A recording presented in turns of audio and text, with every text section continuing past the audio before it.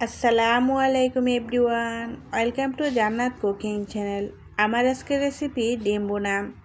সাধারণ ডিম বোনাকে কীভাবে অসাধারণ স্বাদে পরিণত করা যায় তারই রেসিপি আজকে আপনাদের সঙ্গে শেয়ার করেছি। সাথে থাকছে অনেকগুলো ছোট ছোট টিপস। আশা করছি সকলের কাছে খুবই ভালো লাগবে। ডিম বোনা তৈরি করার আগে অবশ্যই ডিম সিদ্ধ করে নিতে হবে। চুলায় একটি সসপ্যান বসিয়ে এখানে আমি মাঝারি সাইজের 60টি ডিম দিয়েছি। আর এখানে আমি পানিটা দিয়েছি ডিম যাতে ডুবে থাকে এরকম করে পানিটা দিতে হবে। আর দিয়ে দিচ্ছি হাফ চা চামচ লবণ। লবণটা দিলে দেখবেন ডিমগুলো খুব সুন্দর করে সিদ্ধ হবে আর খোসা ছাড়াতে খুবই সুবিধা হবে। ডিমগুলো আমি কিছুক্ষণ পর নাড়াচাড়া করে দিয়েছি। এটা করলে দেখবেন ডিমগুলো সিদ্ধ হওয়ার পর কুসুমটা এক সাইড দিয়ে চলে আসবে না, ঠিক মাঝ বরাবর থেকে যাবে। আর এই ডিমগুলো আমি সিদ্ধ করে নিয়েছি 12 মিনিট। ঘড়ি ধরে 12 মিনিট সিদ্ধ করে নিয়েছি। তারপর ঠান্ডা পানি দিয়ে ধুয়ে ডিমগুলো আমি খোসা ছাড়িয়ে নিয়েছি।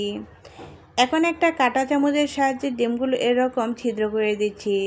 তাহলে যেটা হবে যে ডিমের ভিতরেও কিছুটা মশলা ঢুকবে আর দেখবেন ডিমগুলো ভাজার সময় আর ছিটে যাবে না। ডিমগুলো ভাজার জন্য চুলায় একটি সসপ্যান বসিয়ে দিয়েছি আর দিয়েছি 2 টেবিল চামচ রান্না করা রেগুলার তেল, হাফ চা চামচ লবণ, 1/4 টিস্পুন হলুদের গুঁড়া।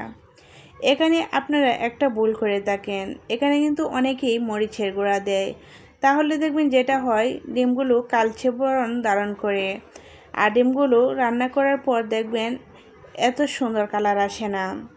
হলুদ দিয়ে যদি ডিমগুলো ভেজে নেন তাহলে দেখবেন ডিমের কালারটা খুবই সুন্দর আসবে। অল্প আছে ডিমগুলো আমি 4 থেকে 5 মিনিট ভেজে নিয়েছি। আর অতিরিক্ত সময় নিয়ে যদি ডিমগুলো ভেজে নেন তাহলে দেখবেন ডিমগুলো ভিতর পর্যন্ত শক্ত হয়ে যাবে, তখন আর খেতে ভালো লাগে না। ডিমগুলো লাল করে ভেজে নিয়েছি। এখন এই ডিমগুলো আমি তেল থেকে উঠিয়ে নিচ্ছি।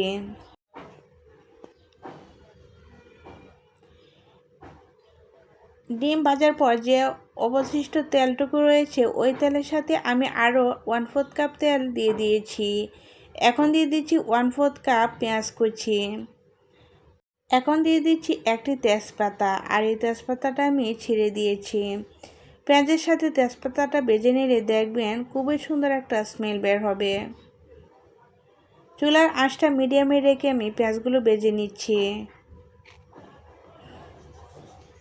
পেঁয়াজগুলো ভেজে নিয়েছি আর এদিক দিয়ে আমি ব্লেন্ডারে 1/3 কাপ পেঁয়াজ কুচি খুব মিহি করে ব্লেন্ড করে নিয়েছি। ওই ব্লেন্ড করা পেঁয়াজটুকু আমি এই তেলের মধ্যে দিয়ে কিছুক্ষণ ভেজে নেব।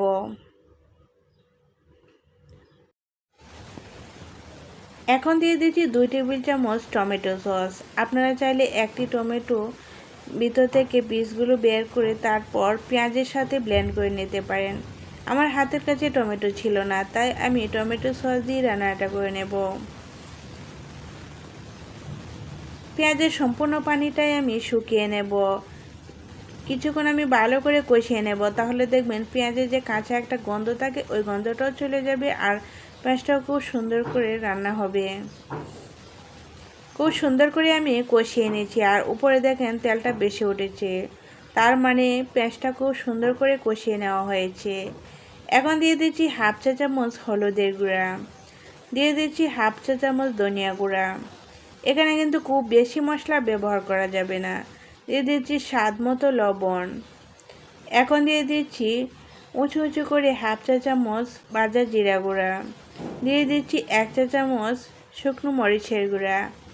আমি এখানে হাফ চা চামচ শুকনো মরিচের গুঁড়া দিয়েছিলাম, তারপর আরও হাফ চা চামচ শুকনো মরিচের গুঁড়া দিয়েছি। আমার মনে হয়েছিল যে এখানে জালের পরিমাণটা একেবারে কম হয়ে গিয়েছে। এখন আমি 2 টেবিল চামচ পানি দিয়ে এই মশলাটা খুব ভালো করে কষিয়ে নেব। মশলাটা কষাতে কষাতে এক পর্যায়ে দেখবেন মশলার উপরে তেল উঠে এসেছে। তখনই বুঝতে পারবেন যে আপনার মশলাটা খুব সুন্দর করে কষিয়ে নেওয়া হয়েছে আর খুব সুন্দর একটা স্মেলও বের হবে।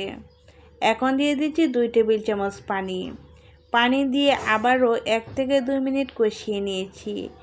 এখন দিয়ে দিচ্ছি ভাজা ডিমগুলো দিয়ে আমি আবারও 1 থেকে 2 মিনিট এভাবে নাড়াচাড়া করে নেব। আপনারা চাইলে নাড়াচাড়া করে শুধু 1 থেকে 2 মিনিট রান্না করেও নামিয়ে নিতে পারেন। আমি এখানে আবারও হাফ কাপ পানি দিয়ে কিছুক্ষণ রান্না করে নেব। এর চেয়ে বেশি পানি দেওয়া যাবে না, তাহলে কিন্তু আপনার ডিম বোনাটা রান্না করা এতটা টেস্ট হবে না। একেবারে অল্প আঁচে আমি এই রান্নাটা আরও 2 থেকে 3 মিনিট করে নেব। এখন যে তেজপাতাটা দিয়েছিলাম ওই তেজপাতাটা আমি উঠিয়ে নিয়েছি। এই তেজপাতাটা যদি আপনার রান্নার মধ্যে থেকে যায় তাহলে দেখবেন একটা বাজে স্মেল বের হবে। এই তো আমার ডিম বোনাটা তৈরি হয়ে গিয়েছে। এখন আমি ডিম বোনাটা চুলা থেকে নামিয়ে আপনাদেরকে সার্ভ করে দেখাচ্ছি। দেখেন মাশাআল্লাহ কত সুন্দর কালার এসেছে। যেরকম কালার এসেছে খেতেও কিন্তু অনেক বেশি মজার হয়েছে।